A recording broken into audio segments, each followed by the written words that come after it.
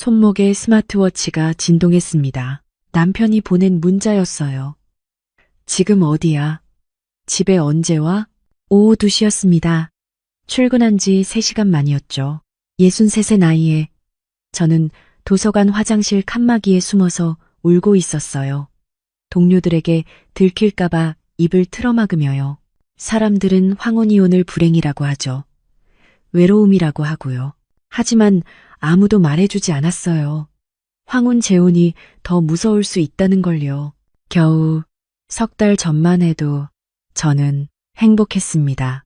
도서관에 매일 오시던 그분, 회색 캐시미어 코트를 입은 품격 있는 신사, 따뜻한 커피를 건네주시던 다정한 손길, 재혼을 결심했을 때 친구가 물었어요.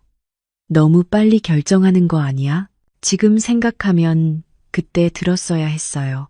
왜냐하면 그분의 첫 번째 부인은 수면제 과다 복용으로 세상을 떠났거든요. 결혼 생활을 견디지 못해서요. 그런데 저는 그 사실을 3달 뒤에야 알았습니다. 너무 늦게요.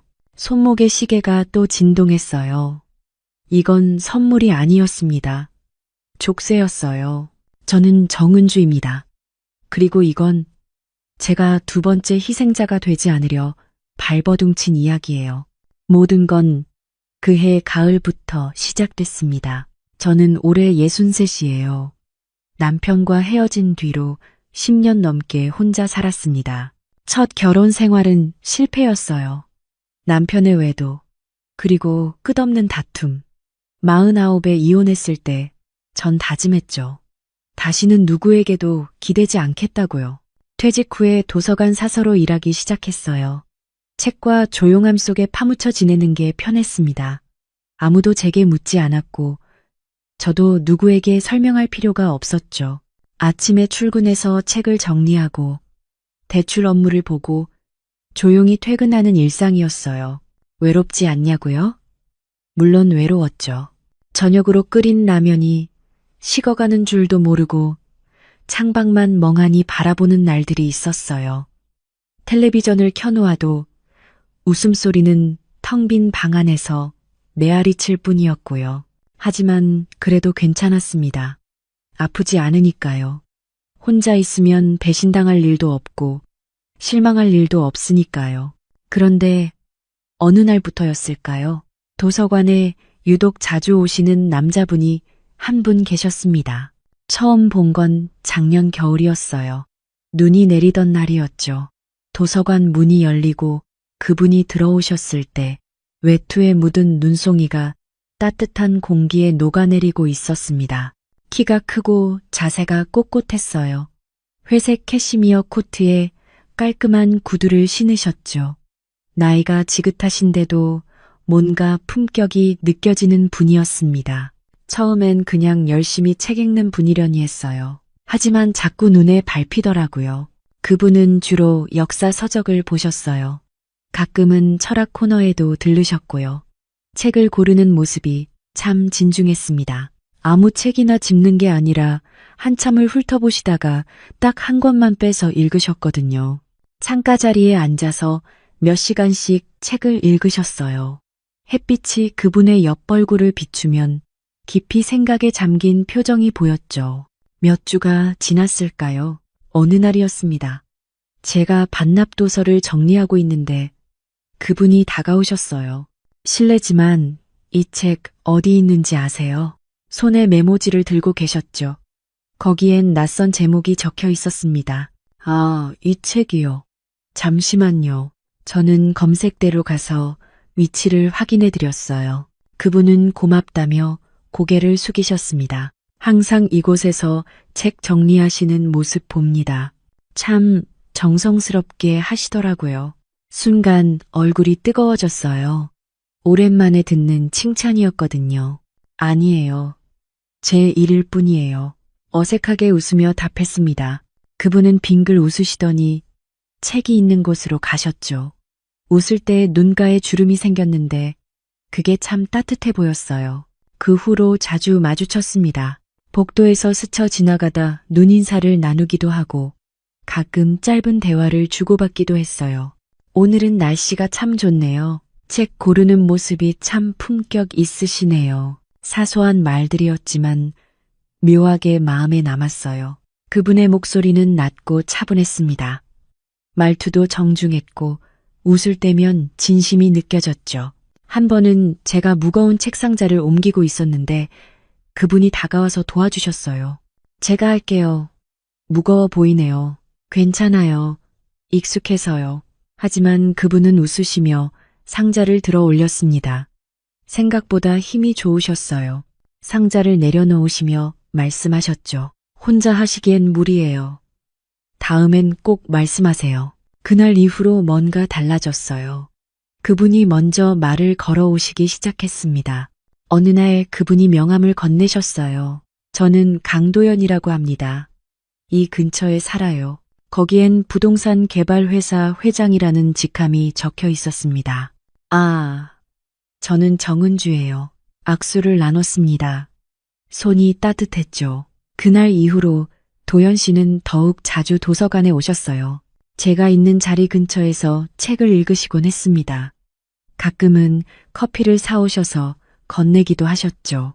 추운데 이거라도 드세요. 처음엔 사양했어요. 감사하지만 괜찮습니다. 하지만 그분은 자꾸만 챙겨주셨습니다. 혼자 마시기 그래서요. 같이 마셔주시면 안 될까요? 거절하기가 어려웠어요. 그분의 눈빛이 너무 순수해 보였거든요. 그렇게 조금씩 가까워졌습니다. 퇴근 후에는 도서관 앞 벤치에 앉아 이야기를 나누기도 했어요. 도연 씨는 말이 많지 않았지만 들어주는 걸 잘했습니다. 제 이야기에 고개를 끄덕이며 진지하게 들어주셨죠. 은주 씨는 참 이야기가 깊어요. 듣고 있으면 시간 가는 줄 몰라요. 그 말이 기분 좋게 느껴졌습니다. 오랜만에 누군가에게 내 이야기를 하고 있었으니까요. 남편과 헤어진 이야기도 혼자 살아가는 외로움도 조금씩 털어놓게 됐어요. 도연 씨도 부인을 일찍 여의었다고 했습니다. 혼자 사는 게 익숙해졌지만 가끔은 누군가와 이야기 나누는 게 그립더라고요. 그분의 눈빛에 외로움이 비쳤어요. 저와 같은 외로움이었죠. 그렇게 몇 주가 흘렀습니다. 도서관은 여전히 고요했지만 제 마음속엔 뭔가 작은 떨림이 생기고 있었어요. 이게 설렘인지 불안인지 알 수 없었지만요. 60이 넘은 나이에 이런 감정을 느낄 줄은 몰랐습니다. 그날도 도연 씨는 도서관 문을 열고 들어오셨어요. 손에는 따뜻한 라떼 2잔이 들려 있었죠. 오늘도 함께 마셔요. 미소 지으며 건네는 그분의 얼굴을 보며 생각했습니다. 이 낯선 인연은 대체 어디로 흘러가는 걸까요? 조심스러운 기대 반, 막연한 불안 반이 섞인 기분이었어요. 도연 씨와 가까워지면서 제 일상에 작은 변화가 생겼습니다. 매일 아침 출근하면 도서관 앞에 도연 씨가 서 계셨어요. 손에는 따뜻한 커피 2잔을 들고요. 오늘도 좋은 하루 되세요. 그렇게 인사를 건네며 미소 짓는 모습이 참 다정했습니다. 처음엔 부담스러웠어요. 매일 이렇게까지 하실 필요가 있나 싶었죠. 하지만 점점 익숙해졌습니다. 아니, 익숙해진 게 아니라 기다려지기 시작했어요. 도서관 모퉁이를 돌 때마다 그분이 서 계실까 두근거렸고 계시지 않은 날엔 왠지 하루가 허전했거든요. 퇴근 시간이 되면 도서관 앞 벤치에 앉아 이야기를 나눴습니다. 도연 씨는 제 말을 참 잘 들어주셨어요. 책 이야기를, 도서관에서 만난 사람들 이야기를, 별것 아닌 일상을 털어놓으면 고개를 끄덕이며 진지하게 들어주셨죠. 은주 씨 목소리를 들으면 마음이 편안해져요. 하루 종일 기다려집니다. 그 말을 들을 때마다 가슴이 따뜻해졌습니다. 도연 씨의 매너는 정말 완벽했어요. 제가 무거운 걸 들면 먼저 나서서 도와주셨고 비가 오는 날엔 미리 우산을 챙겨오셨죠.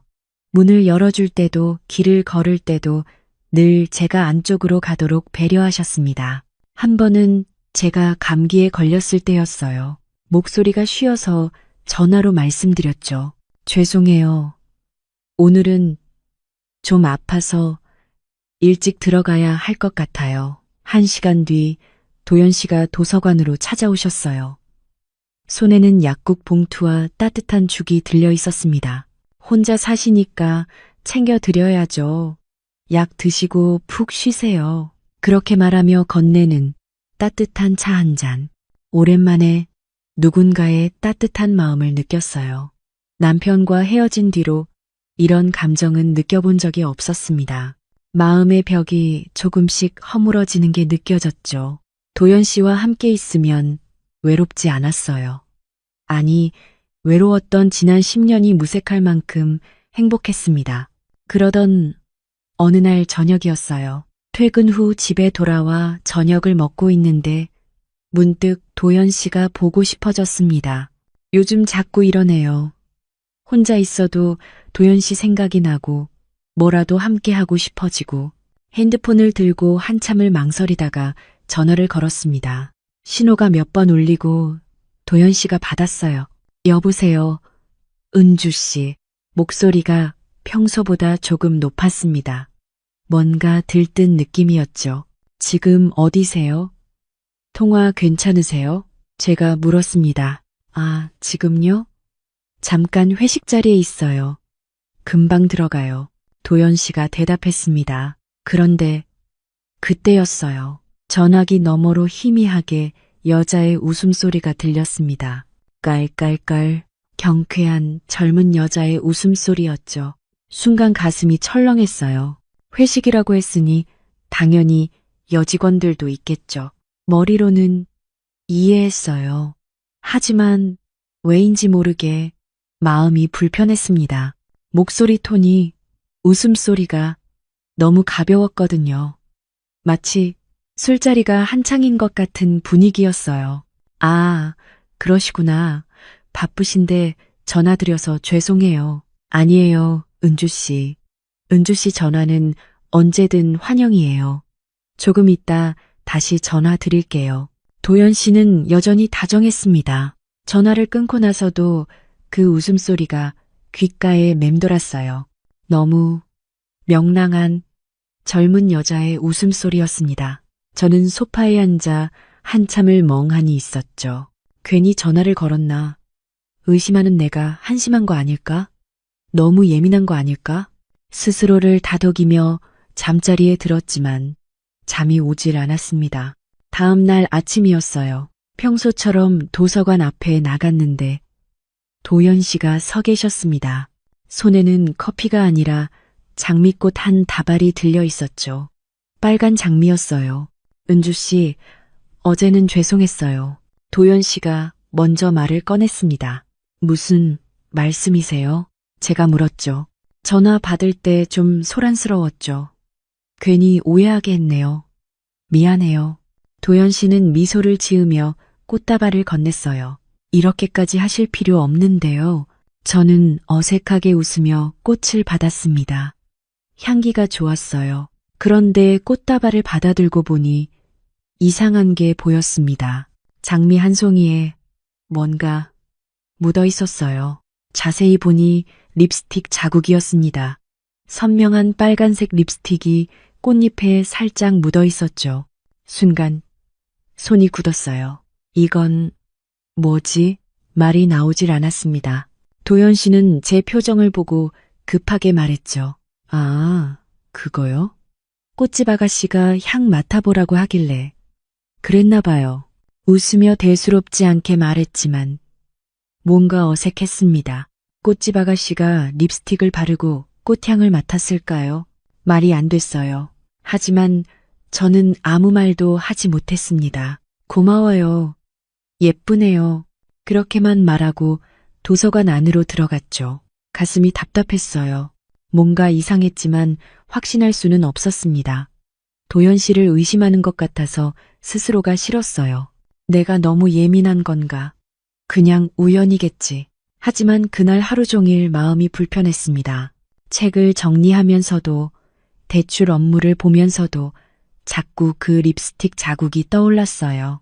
어제 전화통화 때 들렸던 여자의 웃음소리도 계속 맴돌았죠. 점심시간에 동료 사서가 물었습니다. 은주 씨, 오늘 왜 그래요? 표정이 안 좋아 보여요. 아니에요. 그냥 좀 피곤해서요. 웃으며 대답했지만 속으론 혼란스러웠어요. 도연 씨를 믿어야 할까요? 아니면 이 불안한 감정을 믿어야 할까요? 예순이 넘은 나이에 사랑 따위로 이렇게 흔들리는 제 모습이 우스웠습니다. 퇴근 시간이 됐어요. 도연 씨가 도서관 앞에서 기다리고 계셨습니다. 오늘 저녁 같이 드실래요? 평소처럼 다정한 목소리였죠. 저는 잠시 망설이다가 고개를 끄덕였어요. 좋아요. 함께 근처 식당으로 갔습니다. 도연 씨는 여전히 친절했고 제 이야기를 잘 들어주셨어요.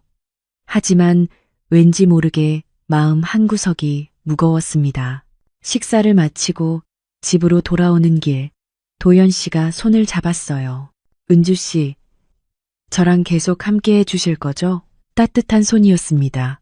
저는 고개를 끄덕였지만 가슴 속 불안은 가시지 않았어요. 이게 사랑의 시작인 걸까요? 아니면 불행의 시작인 걸까요? 그 불안은 그렇게 마음 한켠에 자리 잡았어요. 작은 씨앗처럼요. 결혼은 생각보다 빨리 진행됐습니다. 도연 씨가 청혼을 한 건 우리가 만난 지 2달쯤 됐을 때였어요. 도서관 앞 벤치에서였습니다. 석양이 지는 시간이었죠. 도연 씨가 무릎을 꿇었어요. 은주 씨, 저와 함께 인생의 남은 시간을 보내주시겠어요? 손에는 작은 반지 상자가 들려 있었습니다. 주변을 산책하던 사람들이 박수를 쳤어요. 저는 울컥했죠. 예순이 넘은 나이에 다시 사랑을 시작하게 될 줄은 몰랐으니까요. 네, 좋아요. 떨리는 목소리로 대답했습니다. 친구 미정이 걱정했어요. 너무 빨리 결정하는 거 아니야. 2달밖에 안 됐잖아. 하지만 저는 확신했습니다. 괜찮아. 도연 씨는 다정하고 세심한 분이야. 이 나이에 이런 인연을 만나기 쉽지 않아. 미정은 한숨을 쉬었지만 더 이상 말리지 않았어요. 그렇게 우리는 조촐하게 결혼식을 올렸습니다. 화려하지 않았어요. 가까운 친구 몇 명만 초대했죠. 하지만 행복했습니다. 도연 씨가 제 손을 잡으며 말했어요. 평생 행복하게 해드릴게요. 그 눈빛이 진심으로 보였어요. 신혼집은 분당의 고급 아파트였습니다. 엘리베이터를 타고 20층으로 올라가는데 가슴이 두근거렸어요. 현관문을 열자 넓은 거실과 큰 창문이 보였죠. 창 밖으로 펼쳐진 야경이 정말 아름다웠습니다. 여기가 우리 집이에요. 마음에 드세요? 도연 씨가 제 손을 잡으며 물었습니다. 너무 좋아요. 꿈 같아요. 정말 그랬어요. 혼자 살던 낡은 빌라에서 이런 곳으로 오게 될 줄은 상상도 못했으니까요. 도연 씨는 짐을 풀고 나서 주방으로 가더니 요리를 시작했어요. 오늘은 제가 직접 저녁을 준비할게요. 에이프런을 두르고 요리하는 모습이 참 보기 좋았습니다. 처음 며칠은 정말 꿈 같았어요. 도연 씨는 아침마다 커피를 내려주시고 저녁엔 함께 클래식 음악을 들으며 와인을 마셨죠. 거실 스피커에서 흘러나오는 쇼팽의 야상곡을 들으며 소파에 기대 앉아 있으면 이게 현실인가 싶었습니다. 은주 씨, 행복하세요? 도연 씨가 물었어요. 물론이죠. 이렇게 행복할 수가 없어요. 진심이었습니다. 오랜만에 느끼는 안정감과 따뜻함이었죠. 함께 산책도 하고 근처 맛집도 찾아다녔어요. 도연 씨는 늘 제 손을 잡아주셨고 제 말에 귀 기울여 주셨습니다. 하지만 그 달콤함은 오래가지 않았어요. 결혼한 지 일주일쯤 지났을 때부터였습니다. 도연 씨가 자꾸 저를 붙잡기 시작했어요. 아침에 일어나자마자 낮에 쉬고 있을 때 밤에 잠들기 전까지요. 은주 씨, 금방이야. 잠깐만요. 처음엔 신혼이니까 그럴 수 있다고 생각했습니다. 웃으며 받아줬죠. 하지만 점점 빈도가 잦아졌어요. 하루에 2번, 3번씩이었습니다. 제가 피곤하다고 말해도 도연 씨는 달래듯 속삭였어요. 조금만요. 금방 끝날 거예요. 거절하기가 어려웠습니다. 남편인데, 사랑하는 사람인데, 어떻게 거절하겠어요. 하지만 몸이 점점 무거워졌어요. 피곤이 쌓이기 시작했죠. 아침에 일어나도 개운하지 않았고 온몸이 무거웠습니다. 거울을 보면 눈밑이 어두워져 있었어요. 일주일이 지나고 2주일이 지났습니다. 도연 씨는 멈추지 않았어요. 아침에 눈을 뜨면 옆에서 속삭였고, 점심을 먹고 나면 손을 잡아당겼고, 밤에는 잠들기 전까지 놓아주지 않았습니다. 하루 평균 3번이었어요. 73세 남자가 어떻게 이럴 수 있는 걸까요? 한 번은 너무 힘들어서 말했어요. 여보, 오늘은 좀 쉬면 안 될까요? 너무 피곤해요. 도연 씨는 잠시 굳은 표정을 짓더니 이내 웃었습니다. 그래요. 미안해요. 제가 너무 욕심이 많았나 봐요. 그날 밤은 편히 잘 수 있었어요. 역시 말하면 알아들으시는구나. 안도했습니다. 하지만 다음 날부터 다시 시작됐어요. 아침, 점심, 저녁, 규칙적으로 반복되는 일상이었죠. 저는 점점 지쳐갔습니다. 웃음도 줄어들고 말수도 적어졌어요. 밥맛도 없어졌죠. 체중이 빠지기 시작했습니다. 도서관에 나가고 싶다고 말했지만 도연 씨는 말렸어요. 집에서 쉬세요. 제가 다 챙겨드릴게요.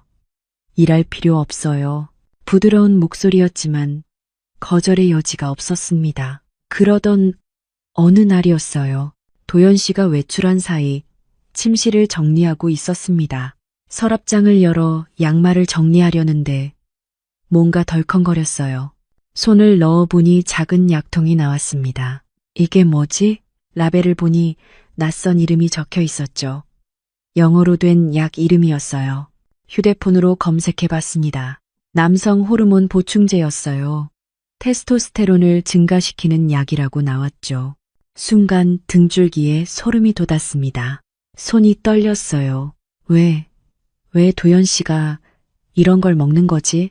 머릿속이 복잡해졌습니다. 그동안의 일들이 파노라마처럼 스쳐 지나갔어요. 하루에도 몇 번씩 저를 붙잡던 일, 제가 피곤해도 계속 요구하던 일, 거절하면 묘하게 굳어지던 표정들.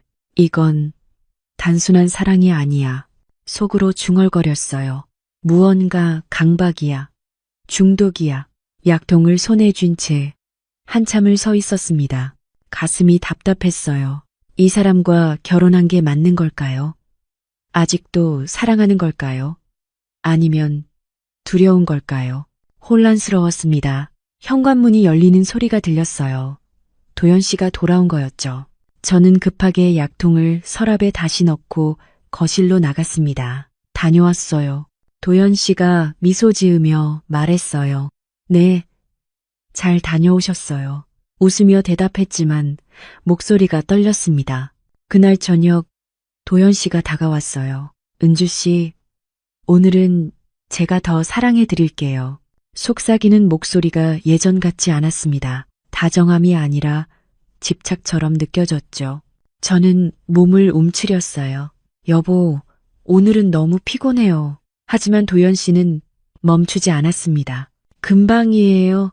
잠깐만요. 그 말이 이젠 공포처럼 다가왔어요.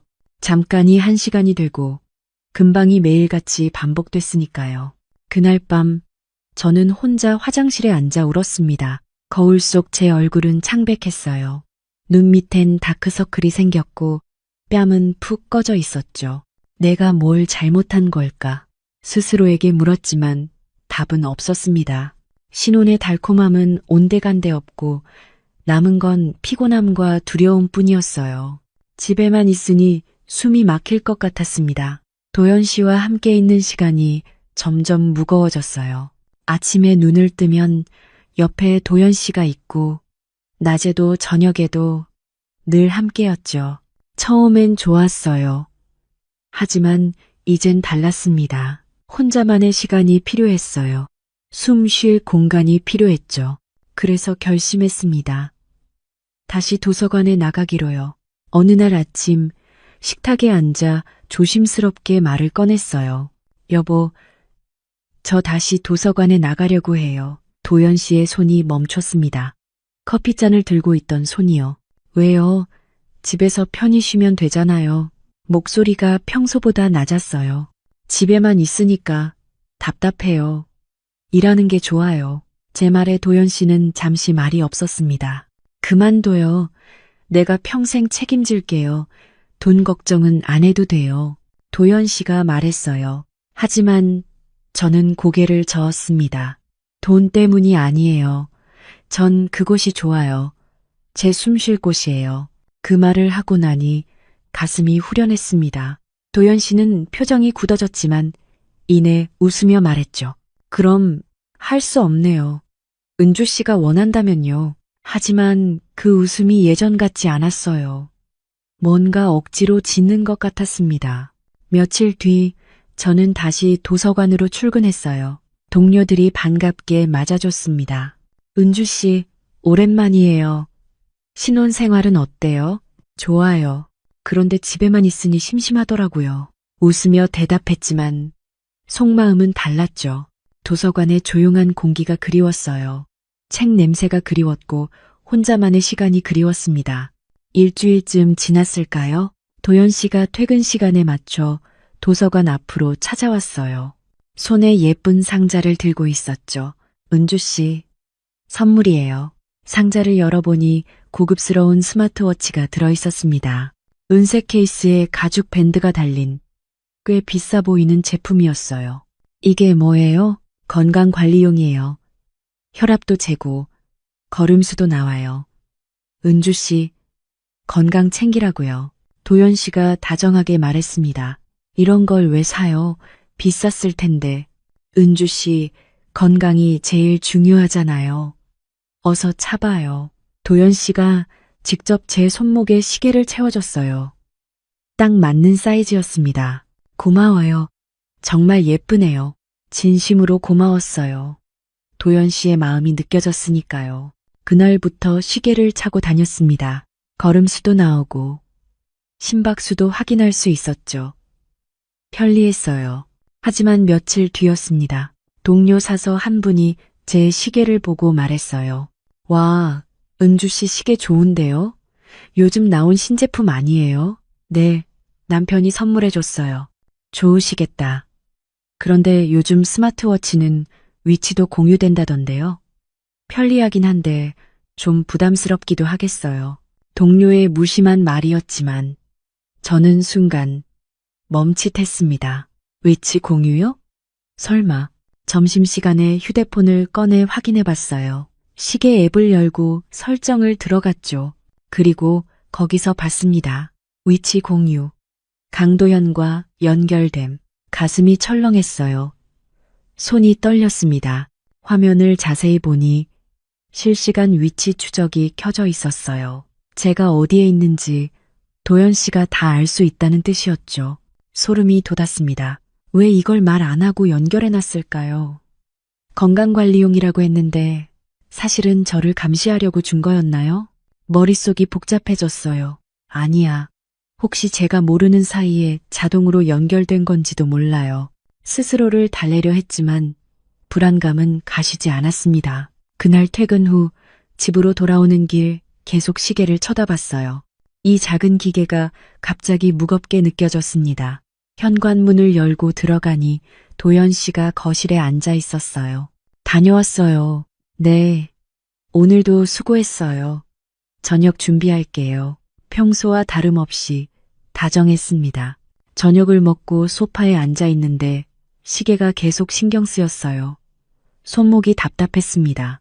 슬쩍 시계를 풀어 테이블 위에 올려놨죠. 그 순간이었습니다. 왜 벗었어요?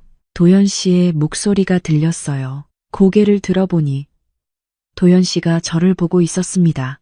아, 좀 답답해서요. 내가 준 건데 건강 관리해야죠. 부드러운 목소리였지만 뭔가 날카로운 게 느껴졌어요. 웃고는 있었지만 눈빛이 차가웠습니다. 네, 알아요. 그냥 잠깐 벗었어요. 다시 시계를 찾습니다. 도연 씨는 만족스러운 표정으로 고개를 끄덕였죠. 그날 밤 침대에 누워서도 시계가 신경 쓰였어요. 손목에 채워진 이 작은 기계가 족쇄처럼 느껴졌습니다. 다음 날 도서관에서 조용히 앱 설정을 확인해 봤어요. 위치 공유를 끌 수 있을까? 하지만 설정을 변경하려면 관리자 권한이 필요했고 관리자는 도연 씨였습니다. 제 마음대로 끌 수가 없었어요. 한숨이 나왔습니다. 그제야 깨달았어요. 이건 선물이 아니었어요. 사랑의 표현도 아니었죠. 감시였습니다. 제가 어디에 있는지, 누구와 있는지 확인하려는 거였어요. 도연 씨는 저를 믿지 못하는 걸까요? 아니면 통제하려는 걸까요? 가슴이 답답했습니다. 결혼한 지 겨우 한 달도 안 됐는데 벌써 이런 기분이 들다니. 점심시간에 혼자 벤치에 앉아 생각했어요. 이 결혼이 옳은 선택이었을까요? 도연 씨를 사랑하는 걸까요? 아니면 두려워하는 걸까요? 손목의 시계가 무겁게 느껴졌습니다. 이건 선물이 아니라 족쇄였어요. 사랑이 아니라 감시였죠. 그날부터 저는 조금씩 변하기 시작했습니다. 도연 씨를 볼 때마다 조심스러워졌어요. 어디를 가든 시계를 의식했고 무슨 말을 하든 신중해졌습니다. 이건 결혼 생활이 아니었어요. 감옥이었습니다. 주말 아침이었어요. 도연 씨가 식탁에서 커피를 마시며 말했습니다. 오늘 외곽 현장 시찰 가는데 같이 갈래요? 바람도 쐴 겸요. 요즘 집안에만 갇혀있던 터라 기분 전환이 필요했어요. 좋아요. 저도 나가고 싶었어요. 도연 씨는 만족스러운 표정으로 고개를 끄덕였죠. 그럼 준비하세요. 10시에 출발할게요. 오랜만에 나들이라는 생각에 기분이 조금 나아졌습니다. 간단히 옷을 갈아입고 가방을 챙겼어요. 도연 씨는 평소보다 기분이 좋아 보였습니다. 오늘 날씨 좋네요. 드라이브하기 딱 좋아요. 현관을 나서며 말했죠. 아파트 지하 주차장에 내려가니 까만색 고급 세단이 서 있었어요. 운전석 옆에 한 남자분이 서 계셨습니다. 60대 중반쯤 되어 보이는 단정한 양복 차림의 분이었죠. 회장님, 사모님, 그분이 공손하게 인사했어요. 윤 기사님, 오늘도 수고해요. 도연 씨가 답했습니다. 윤성진이라는 이름의 기사분이었어요. 얼굴이 온화해 보였지만 어딘가 피곤한 기색이 역력했죠. 차문을 열어주는 그분의 손이 미세하게 떨리는 게 보였습니다. 뒷좌석에 앉자 도연 씨가 제 손을 잡았어요. 오늘은 우리 둘만의 시간이에요. 속삭이듯 말하는 목소리가 묘하게 무거웠습니다. 차가 출발했어요. 룸미러로 운전기사 윤성진 씨의 얼굴이 보였는데 표정이 굳어 있었어요. 처음엔 도심을 달렸습니다.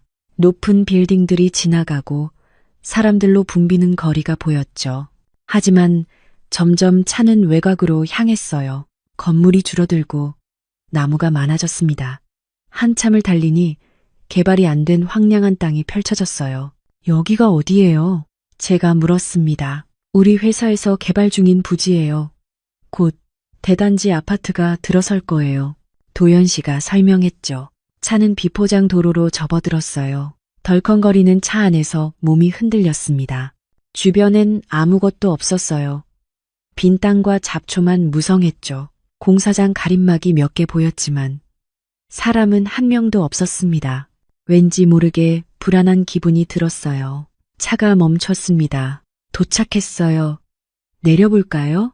도연 씨가 말했어요. 차문을 열고 내리니 바람이 세게 불었습니다. 쌀쌀했어요. 주변을 둘러봤지만 정말 아무도 없었습니다. 인적이 드문 곳이었죠. 도연 씨가 제 손을 잡으며 앞으로 걸었어요. 저기 보이죠? 저기에 상가가 들어설 거예요. 손가락으로 허 벌판을 가리키며 설명했지만 솔직히 잘 와닿지 않았어요. 그때였습니다. 뒤에서 차문 닫히는 소리가 들렸어요. 돌아보니 윤성진 기사님이 차 옆에 서서 담배를 피우고 계셨습니다. 멀찍이 떨어진 채로요. 도연 씨가 갑자기 제 허리를 끌어안았어요. 여긴 아무도 없어요. 우리 둘만 있잖아요. 귓가에 속삭이는 목소리가 낮게 깔렸습니다. 순간 몸이 굳었어요. 무슨 뜻인지 알 수 있었죠. 여보, 여긴 밖이에요. 제가 당황해서 말했습니다. 괜찮아요. 아무도 안 봐요. 도연 씨의 소나기에 힘이 들어갔어요. 저는 몸을 빼려 했지만 쉽지 않았습니다. 여보, 제발, 나중에 집에서 애원하듯 말했지만 도연 씨는 멈추지 않았어요. 차 쪽으로 끌고 가더니 뒷문을 열었습니다. 중앙 도어락이 걸리는 소리가 딸깍 들렸어요. 공포가 밀려왔습니다. 이 사람이 정말 여기서 그럴 생각인가요? 안 돼요. 정말 안 돼요. 목소리가 떨렸어요. 하지만 도연 씨는 웃기만 했습니다. 금방이에요. 잠깐만요. 그 말이 이젠 악몽처럼 들렸죠. 차 안으로 밀어 넣으려는 순간 저는 필사적으로 저항했어요. 싫어요. 소리를 질렀습니다. 그때 멀리서 윤성진 기사님과 눈이 마주쳤습니다. 그분은 담배를 피우며 이쪽을 보고 있었어요. 표정이 복잡했습니다. 동정, 안타까움, 그리고 뭔가 경고하는 듯한 눈빛이었죠. 마치 전에도 이런 일을 본 적이 있다는 듯한 그 눈빛이 제 가슴을 찔렀어요. 이 사람이 뭔가 알고 있는 거야. 전에도 이런 일이 있었던 거야. 공포가 확신으로 바뀌는 순간이었습니다. 도연 씨가 제 팔을 잡아당겼어요. 은주 씨, 왜 이래요? 짜증 섞인 목소리였습니다. 안 돼요. 저 정말 싫어요. 소리쳤죠. 도연 씨의 얼굴이 일그러졌어요. 화가 난 표정이었습니다. 하지만 제 단호한 눈빛을 보고는 결국 손을 놓았어요. 알았어요. 그럼 돌아가죠. 차갑게 말하고는 차에 올라탔습니다. 돌아오는 길은 지옥 같았어요. 도연 씨는 한마디도 하지 않았습니다. 차 안은 무거운 침묵으로 가득했죠. 윤성진 기사님도 말이 없었어요. 룸미러로 보이는 그분의 얼굴에는 여전히 안타까운 표정이 어려 있었습니다. 집에 도착해서 엘리베이터를 탔어요. 도연 씨는 여전히 말이 없었고 저도 아무 말할 수 없었습니다. 현관문을 열고 들어서자마자 도연 씨가 방으로 들어가 문을 쾅 닫았어요. 저는 거실 소파에 주저앉았습니다. 온몸이 떨렸어요. 무서웠습니다. 이 사람과 함께 사는 게 두려웠죠. 저녁이 돼도 도연 씨는 방에서 나오지 않았어요. 저는 혼자 부엌에서 물을 마시며 창밖을 바라봤습니다. 그날 밤 침대에 누웠지만 잠이 오지 않았어요. 윤성진 기사님의 눈빛이 계속 떠올랐습니다. 그 동정 어린 경고하듯 한 눈빛, 분명히 뭔가 알고 있는 거예요. 도연 씨에 대해서요. 전 부인에 대해서요. 가슴이 답답했습니다. 눈물이 흘러내렸어요. 소리 없이 울었습니다. 베개에 얼굴을 묻고 흐느꼈죠. 이 결혼은 실수였어요. 처음부터 잘못된 선택이었습니다. 하지만 어떻게 해야 할지 몰랐어요. 도망칠 곳도 없었고 누구에게 말할 수도 없었죠. 그저 두려움 속에서 밤을 보냈습니다. 새벽녘이 되어서야 겨우 잠이 들었어요. 꿈속에서도 윤성진 기사님의 눈빛이 저를 따라다녔습니다. 그 눈빛은 말하고 있었어요. 조심하라고, 도망치라고. 외곽 부지에서 돌아온 뒤로 며칠 동안 집안 분위기가 무거웠어요. 도연 씨는 평소처럼 행동했지만 뭔가 달랐습니다. 더 집요하게 저를 붙잡았고 더 자주 제 위치를 확인했죠. 스마트워치를 통해 실시간으로 제가 어디 있는지 체크하는 게 느껴졌어요. 숨이 막혔습니다. 도서관에 나가는 것조차 눈치가 보였죠. 하지만 그것만이 제 유일한 숨통이었어요. 어느 날 오후 도서관 앞에서 책을 정리하고 있는데 낯익은 목소리가 들렸습니다. 사모님, 고개를 들어보니 윤성진 기사님이 서 계셨어요. 놀라서 주변을 둘러봤습니다. 회장님은 안 계세요. 제가 혼자 왔습니다. 그분의 표정이 심각했어요. 무슨 일이세요? 제가 조심스럽게 물었습니다. 윤성진 기사님은 잠시 망설이다가 입을 열었어요. 사모님, 잠깐 말씀드릴 게 있습니다. 중요한 이야기예요. 목소리가 낮고 무거웠죠. 도서관 밖 벤치로 자리를 옮겼습니다. 사람들이 오가는 곳이었지만 조용한 구석이었어요. 윤성진 기사님은 한참을 말없이 앉아 계시다가 천천히 입을 열었습니다. 사모님, 제가 회장님 밑에서 일한 지 10년이 넘었습니다. 전 부인께서 계실 때부터요. 그 말에 가슴이 철렁했어요. 전 부인 이야기였습니다. 회장님 전 부인 되시는 분도 사모님처럼 좋은 분이셨어요. 조용하고 착하셨죠. 윤성진 기사님의 목소리가 떨렸습니다. 하지만 결혼 생활이 오래가지 못했습니다. 회장님께서 말을 잇지 못하고 고개를 숙였어요. 무슨 일이 있었나요? 제가 물었습니다. 회장님은 변하지 않으셨어요. 윤성진 기사님이 고개를 들었습니다. 사모님께 하시는 것처럼 전 부인께도 똑같이 하셨습니다. 하루에도 몇 번씩 요구하시고 위치를 확인하시고 외출도 마음대로 못하게 하시고 그 말을 듣는 순간 온몸이 얼어붙었어요. 제가 겪고 있는 일들이 전 부인도 똑같이 겪었다는 거였죠. 전 부인께서는 점점 지쳐가셨습니다. 윤성진 기사님의 목소리가 더 낮아졌습니다. 얼굴에서 생기가 사라지고 말수도 줄어들었어요. 제가 차를 운전하면서 룸미러로 보면 항상 창밖을 멍하니 바라보고 계셨죠.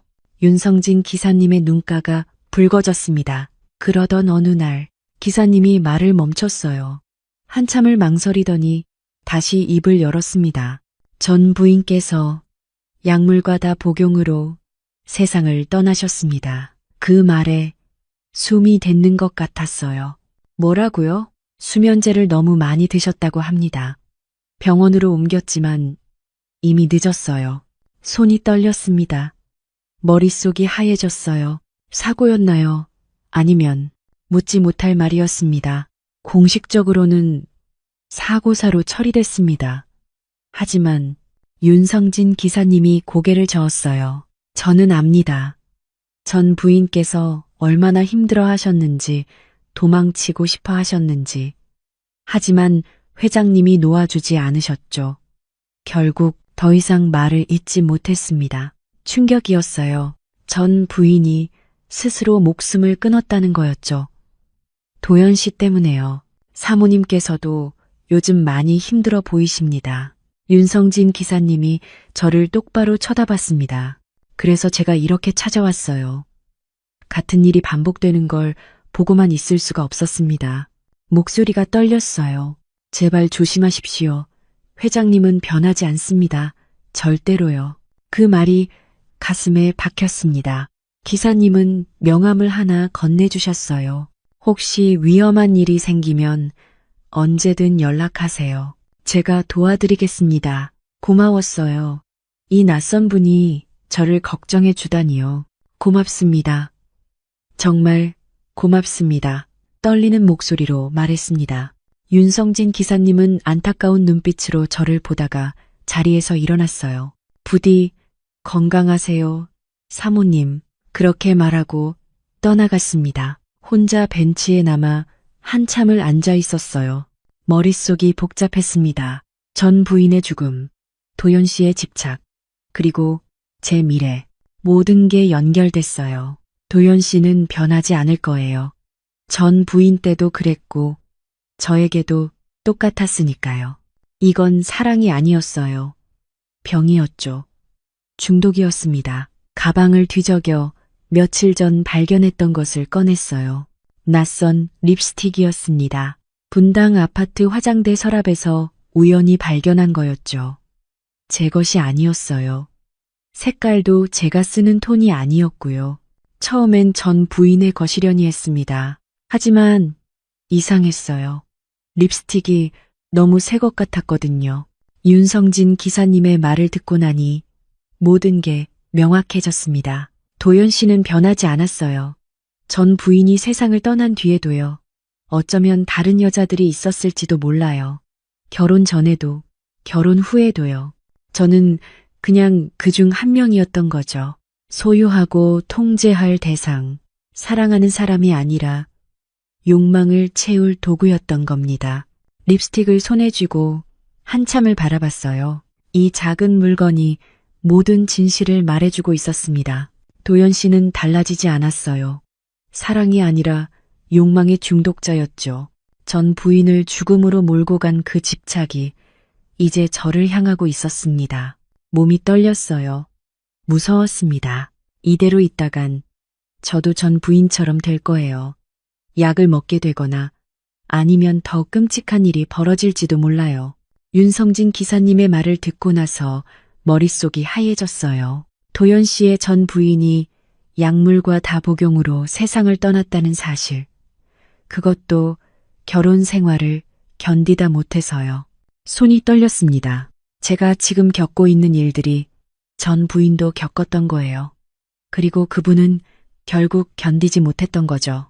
집으로 돌아오는 길 내내 아무 생각도 할 수 없었어요. 현관문을 열고 들어서니 도연 씨가 소파에 앉아 있었습니다. 어디 갔다 와요? 평소처럼 다정한 목소리였지만 이젠 그 목소리가 무섭게 느껴졌어요. 잠깐 산책했어요. 짧게 대답하고 침실로 들어갔습니다. 거울 속 제 얼굴을 봤어요. 창백하고 배숙했습니다. 이대로 살다간 저도 전 부인처럼 될 거예요. 그 생각이 들자 온몸에 소름이 돋았습니다. 누군가에게 말해야 했어요. 혼자서는 감당할 수 없었죠. 친구 박미정에게 전화를 걸었습니다. 미정아, 나 지금 만날 수 있어? 목소리가 떨렸어요. 무슨 일이야? 목소리가 왜 그래? 미정이 걱정스럽게 물었습니다. 말로는 설명 못해. 제발 만나줘. 1시간 뒤 동네 카페에서 미정을 만났어요. 미정은 제 얼굴을 보자마자 놀란 표정을 지었습니다. 은주야, 너 왜 이렇게 마른 거야? 무슨 일 있어? 저는 그동안의 일을 쏟아냈어요. 결혼 후의 일들, 도연 씨의 집착, 약통 발견, 스마트워치 감시, 외곽 부지에서의 일, 그리고 전 부인의 죽음까지요. 말하는 동안 눈물이 멈추지 않았습니다. 미정은 제 손을 꽉 잡으며 들어줬어요. 은주야, 당장 나와야 해. 그 사람 위험해. 미정이 단호하게 말했습니다. 하지만 사람들이 뭐라 하겠어. 결혼한 지 3달밖에 안 됐는데 벌써 이혼이라니. 다들 내가 이상한 사람이라고 생각할 거야. 제가 말했죠. 미정은 제 어깨를 잡으며 눈을 똑바로 쳐다봤어요. 죽기 전에 나와. 체면보다 목숨이 중요해. 남들이 뭐라 하든 상관없어. 네가 살아야지. 그 말이 가슴에 박혔습니다. 맞아요. 체면이 중요한 게 아니었어요. 제 목숨, 제 인생이 중요한 거였죠. 이혼하고 싶어? 근데 무서워. 도연 씨가 뭐라고 할지. 내가 도와줄게. 혼자 하지 마. 필요하면 변호사도 알아보고.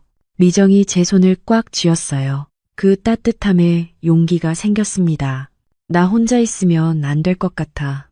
원룸이라도 하나 구해줄 수 있어? 당연하지. 이미 알아봤어. 우리 집 근처에 깨끗한 곳 있더라.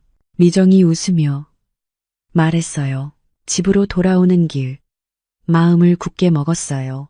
오늘 밤 도연 씨에게 말하기로 해요. 더 이상 미룰 수 없었습니다. 현관문을 열고 들어서니 도연 씨가 저녁 준비를 하고 있었어요. 다녀왔어요? 오늘 은주 씨 좋아하는 메뉴 만들었어요. 웃으며 말하는 모습이 평소와 다름없었습니다. 식탁에 마주 앉아 저녁을 먹었어요. 한 입 한 입이 목으로 넘어가지 않았습니다. 도연 씨는 이야기를 계속 건넸지만 저는 제대로 대답할 수가 없었죠. 오늘 왜 그래요? 무슨 일 있어요? 도연 씨가 물었습니다. 손에 쥔 포크를 내려놓았어요. 심호흡을 했습니다. 여보, 할 말이 있어요. 목소리가 떨렸지만 최대한 침착하게 말했습니다. 뭔데요? 도연 씨가 미소를 지으며 물었어요. 이혼하고 싶어요. 그 말을 하고 나니 온몸에서 힘이 빠졌습니다. 도연 씨의 미소가 굳어졌어요. 잠시 침묵이 흘렀습니다. 긴 침묵이었죠. 갑자기 무슨 소리예요? 도연 씨가 천천히 물었습니다. 목소리가 낮아졌어요. 갑자기가 아니에요. 저 더 이상 이렇게 못 살아요. 제가 말했습니다. 왜요? 제가 뭘 잘못했는데요? 도연 씨의 목소리가 날카로워졌어요. 이건 사랑이 아니에요. 병이에요. 집착이에요. 숨을 고르고 말을 이었습니다. 저를 사랑하는 게 아니라 소유하려는 거잖아요.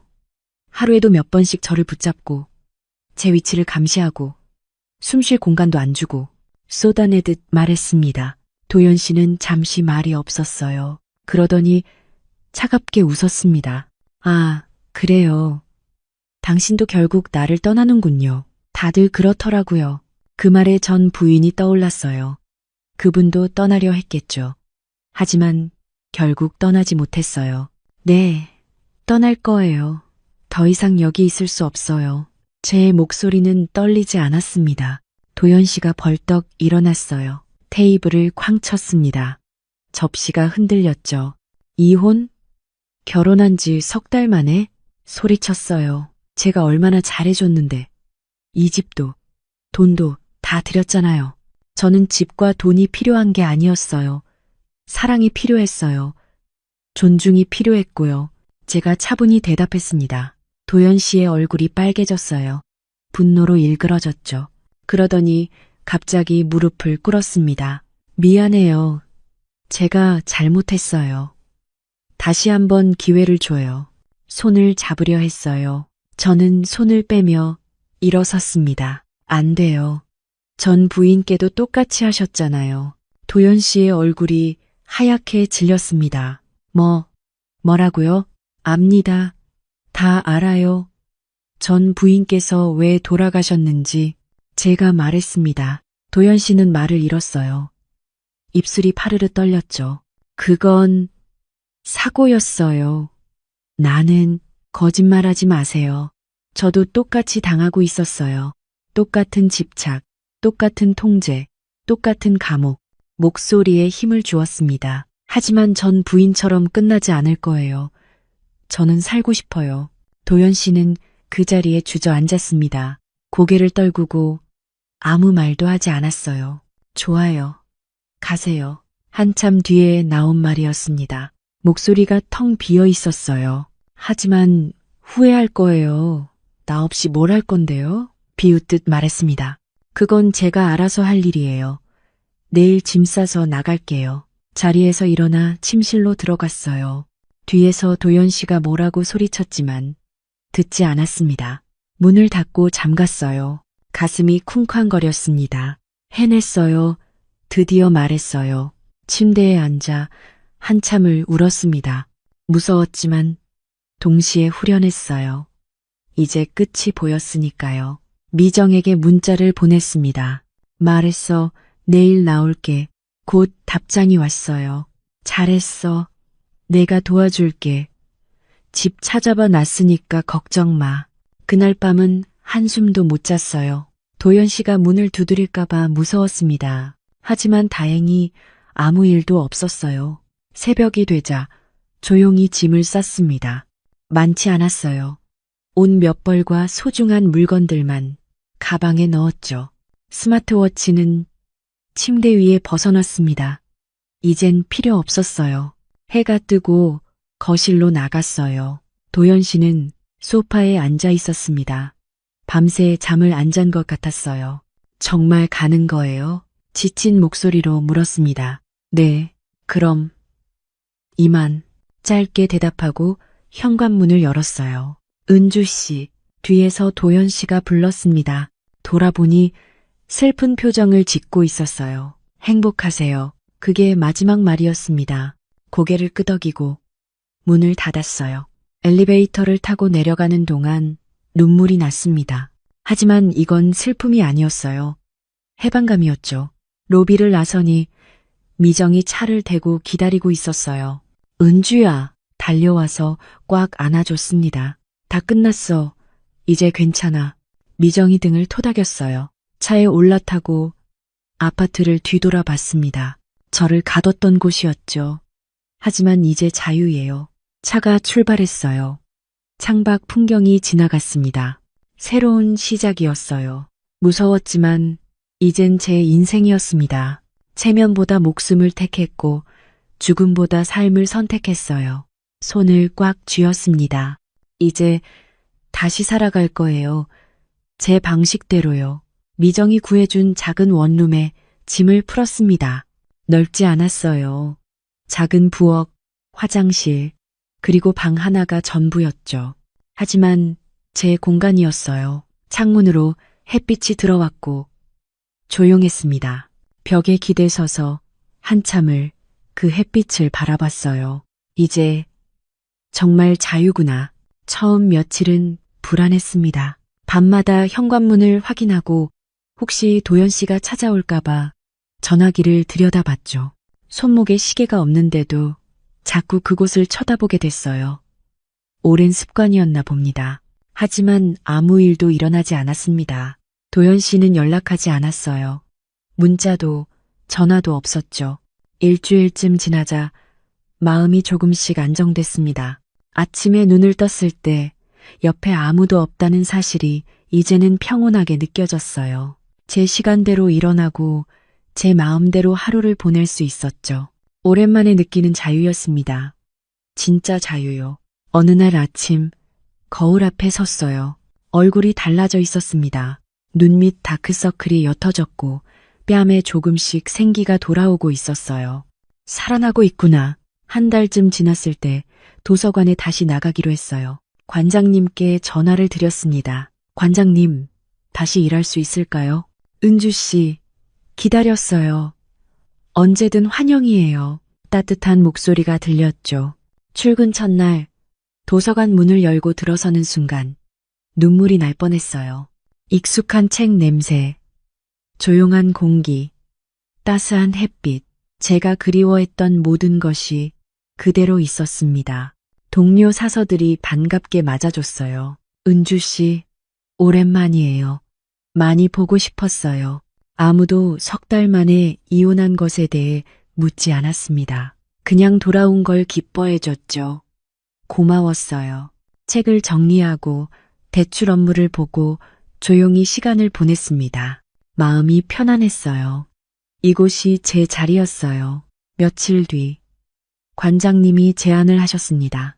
은주 씨, 어린이 동화 구연 프로그램 맡아줄 수 있어요? 아이들이 정말 좋아할 것 같아요. 처음엔 망설였어요. 제가 할 수 있을까 싶었죠. 하지만 새로운 시작이 필요했습니다. 해볼게요. 대답했어요. 첫 동화 구연 시간이 다가왔습니다.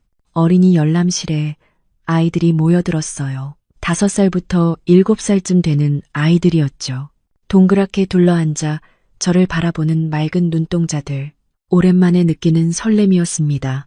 안녕하세요, 여러분. 오늘은 선생님이 재미있는 이야기를 들려줄게요. 아이들이 박수를 쳤어요. 책을 펼치고 이야기를 시작했습니다. 해님과 달님 이야기였죠. 목소리를 바꿔가며 읽어주니 아이들이 깔깔거리며 웃었어요. 선생님, 해님이 이겼어요. 한 아이가 신나게 소리쳤습니다. 맞아요. 해님이 이겼어요. 착한 사람들은 결국 행복해지는 거예요. 제 말에 아이들이 고개를 끄덕였어요. 순수한 미소들이었습니다. 그 순간 제 가슴이 따뜻해졌어요. 이 아이들에게 희망을 줄 수 있다는 게 행복했습니다. 동화를 다 읽고 나니 아이들이 박수를 쳤어요. 선생님, 내일도 와요? 응. 선생님 다음 주에 또 올게요. 손을 흔들며 인사했습니다. 아이들이 하나둘 부모님 손을 잡고 나갔어요. 빈 열람실에 홀로 앉아 창밖을 바라봤습니다. 봄 햇살이 창문으로 비쳐 들어왔어요. 따뜻했습니다. 점심시간에 미정이 도서관으로 찾아왔어요. 은주야, 밥 먹으러 가자. 함께 근처 식당으로 갔습니다. 요즘 어때? 괜찮아? 미정이 걱정스럽게 물었어요. 응, 괜찮아. 아니, 괜찮은 정도가 아니라 좋아. 진짜 좋아. 진심이었습니다. 다행이다. 얼굴에 생기가 돌아왔어. 예전 은주 같아. 미정이 웃으며 말했죠. 고마워, 미정아. 네가 없었으면 못 나왔을 거야. 제 손을 잡아주던 그 순간이 떠올랐어요. 무슨 소리야? 네가 용기 낸 거지. 난 그냥 옆에 있었을 뿐이야. 식사를 하며 앞으로의 계획을 이야기했습니다. 조금씩 저축해서 나중엔 제 집을 마련하고 싶다고요. 천천히 제 속도대로 살아가고 싶다고요. 저녁에 원룸으로 돌아와 창가에 앉았습니다. 거리에 불이 켜지고 사람들이 오가는 모습이 보였어요. 평범한 일상이었지만 이제는 그게 소중했습니다. 핸드폰을 꺼내 사진첩을 열어봤어요. 도연 씨와 찍은 사진들이 있었습니다. 하나씩 지웠어요. 미련은 없었어요. 그저 잘못된 선택이었을 뿐이죠. 사진을 다 지우고 나니 마음이 가벼워졌습니다. 노트를 꺼내 펜을 들었어요. 일기를 쓰기 시작했습니다. 오늘의 일들, 아이들의 웃음소리, 미정과의 대화, 그리고 제 마음을 담았죠. 마지막 문장을 썼어요. 이제야 진짜 자유롭다. 사랑은 집착이 아니고 행복은 평온이다. 펜을 내려놓고 창밖을 바라봤습니다. 며칠 뒤 도서관에서 또 동화 구연을 했어요. 이번엔 더 많은 아이들이 모였습니다. 선생님, 오늘은 무슨 이야기예요? 호기심 가득한 눈빛들이었죠. 오늘은 특별한 이야기예요. 용기에 관한 이야기예요. 책을 펼쳤습니다. 작은 새가 큰 세상으로 나가는 이야기였어요. 처음엔 무서웠지만 결국 날개를 펼치고 자유롭게 날아갔다는 내용이었죠. 아이들은 숨죽이며 들었어요. 이야기가 끝나자 한 아이가 물었습니다. 선생님, 새는 무섭지 않았어요? 무서웠을 거야. 하지만 용기를 냈어. 그래서 행복해질 수 있었던 거야. 제 대답에 아이들이 고개를 끄덕였어요. 저도 그 작은 새와 같았습니다. 무서웠지만 날개를 펼쳤고 이제 자유롭게 날고 있었죠. 그날 퇴근길 도서관 앞 벤치에 잠시 앉았어요. 예전에 도연 씨와 앉아있던 바로 그 자리였습니다. 하지만 이젠 아무 감정도 들지 않았어요. 그저 벤치일 뿐이었죠. 하늘을 올려다봤습니다. 구름 사이로 노을이 물들고 있었어요. 아름다웠습니다. 조용히 속삭였어요. 이제 내 인생의 다음 장은 내가 쓸 거야. 바람이 불어왔습니다. 따뜻한 봄바람이었어요. 머리카락이 날렸지만 개의치 않았습니다. 일어나서 천천히 걸었어요. 집으로 가는 길이었지만 어딘가로 떠나는 기분이었죠. 새로운 시작이었습니다. 두렵지 않았어요. 이제는 제가 주인공이니까요. 제 이야기를 쓰는 작가니까요. 발걸음이 가벼웠습니다. 앞으로 나아갔어요. 제 속도로, 제 방식대로요. 그리고 지금 이 이야기를 듣고 있는 당신에게 말하고 싶어요. 혹시 당신도 지금 어둠 속에 갇혀 있다면 기억하세요. 사랑이 아픈 게 아니에요. 집착이 아픈 거예요. 당신을 통제하려는 사람은 당신을 사랑하는 게 아닙니다. 체면보다 목숨이 중요해요. 남들의 시선보다 당신의 안전이 먼저예요. 용기를 내세요. 문을 열고 나가세요. 한 걸음이 무섭겠지만 그 한 걸음이 당신을 살릴 거예요. 저처럼요. 63세 나이에도 다시 시작할 수 있었어요. 당신도 할 수 있습니다. 그리고 언젠가 당신도 이렇게 말할 수 있을 거예요. 나는 살아남았다. 그리고 지금 진짜 자유롭다.